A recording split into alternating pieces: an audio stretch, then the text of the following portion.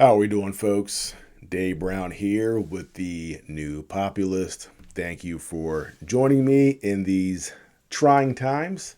Of course, it's been a couple of days since the assassination of Charlie Kirk, and I did see the video. Unfortunately, I do not recommend it. I'm pretty callous, I have to admit, in these times where every day on X you can scroll through and see horrifying things from the Russia-Ukraine war, for example, or even years back during the height of the ISIS activity in Syria, where they were doing all sorts of disgusting things and putting it online. So I'm pretty tough when it comes to seeing things, but seeing the video of Charlie Kirk be shot was very shocking, and in hindsight, I wish I had not seen it. However, in this video, I want to talk about some of the CTers or CTing around this assassination, and I completely understand the urge to go down that road. We have the Butler shooting of Trump, where the individual who did it was killed by the police, and it was quickly swept under the rug in a very, very odd way. And we still don't have very much information about who he was, his motive, and why he did it. So I understand why people want to jump on that C team bandwagon. And in some cases, it's absolutely warranted. In this case, however, I don't think the CTers are going down the right path, because as soon as this happened, people immediately said it was Israel. Israel did it. It was the Mossad, because Charlie Kirk, in recent days, had been much more critical of Israel, of the response on October 7th. And people used that as a reason to blame Benjamin Netanyahu, saying that they took him out because he had turned on Israel, and there were these comments or statements floating around on X that he allegedly said that if he turned on Israel, that Israel would take him out. However, in this case, we do have a suspect that was caught, and from what I've seen, what has been released, the picture of the guy who did it, and the details generally seem to make sense. They have him on video leaving the roof. They said that he walked stiff-legged because he was hiding a barrel in his pant leg. And we have that video. People were saying that he wouldn't be caught alive, and that the police would kill him in a shootout to silence him. That didn't happen. Apparently, his own father, who was a sheriff in Utah, turned him in. So he's alive and well in custody. So it does, in my opinion, seem like he is the guy, and it wasn't some intel operation as far as we know. Nothing out there, or no evidence out there, screams that. And this is a reason why that segment of the right need to be careful. People like Ian Carroll and Jake Shields, who came out and said, this is the Israelis. They have been right about a lot of things.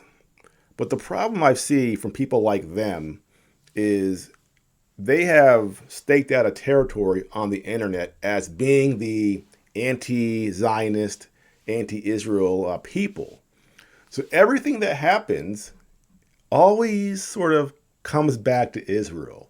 That's how it's set up. That's what happens when you're dedicated to a narrative and you have a following on YouTube, a following on X that follows you just to get their anti-Israel propaganda. So this shooting happens, and immediately they're blaming Israel and Benjamin Netanyahu. Now, that being said, my concern when the shooting happened, well, a lot of concerns are there actually, but one specifically was that this shooting would be used for propaganda. There's that saying from, I think it's Rahm Emanuel, who said, I'm paraphrasing here, don't let a tragedy go to waste, meaning that when something bad happens, take advantage of it. Use it to your advantage. And that is what I think the Israelis are doing. We do have this kind of weird media blitz from Israeli leaders. They're showing up everywhere praising Charlie Kirk. So what I think they're doing, because Israel has been getting a lot of bad press lately. There's a lot of people on the right even who are fed up with their behavior and have been turning against Israel. So Charlie Kirk, who was a big supporter of Israel, one of the biggest leaders, or probably the biggest leader on the right when it comes to galvanizing the youth, he's assassinated, and they said to themselves, let's jump on this, let's praise him, let's take advantage of the anger, the sorrow, the resentment that clearly now is on the right, and let's channel that to realigning them with Israel. Let's get them back on the team, because we're going to backslap Charlie Kirk and say he's the greatest guy ever. Charlie Kirk was on our team, and you like Charlie Kirk, right? You're a fan of his. Well, he was on our team. So if you like him, you should be on our team too. Get back on our side. There's these evil Marxist Islamists out there who want to kill you. So we're all in this fight together against evil. So they're going to take all the enemies, the Marxist left, the Islamists, the Palestinians. They're going to roll them all into one gigantic evil entity that we in the United States and in Israel need to fight. So Israel didn't do this. However, Israel is taking advantage of this shooting to try to realign some of those people on the right, or recapture some of those people on the right who were starting to stray away. And that's what I see happening. It's very obvious to me, and I knew it was going to happen. And that's what we're seeing in real time. So for the people out there who think Mossad did it, they didn't. There's no evidence for that. And going down that road actually helps them, because it discredits you. It makes you look stupid. And now you have all these people on X going, wow, look at these CTers blaming Israel as usual with no evidence. We're the victims here. How dare they? And in this case, they're right. There is no evidence, and they're being blamed for no reason. And it makes those people on the right, people who are critical of Israel, it makes them look stupid. So I hope those people calm down, look at the evidence there, and go, okay, I think we have the right guy. And we'll see over the next few days, more information obviously released about this person. Right now, there's not a lot out there. What I will say about, the guy, he was 22 years old. His dad was a sheriff from a Utah family, a religious family. Sometimes you can have a good family, and for whatever reason, you just have that one kid who has some mental issues, some weird things going on. And it's my suspicion we're going to see in the future coming out statements from his family saying that he was a good kid, but he was a little weird. He had some mental problems. They didn't think it was that big a deal. They were working on it.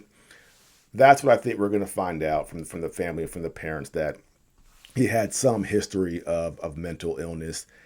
These things, these behaviors never come out of nowhere.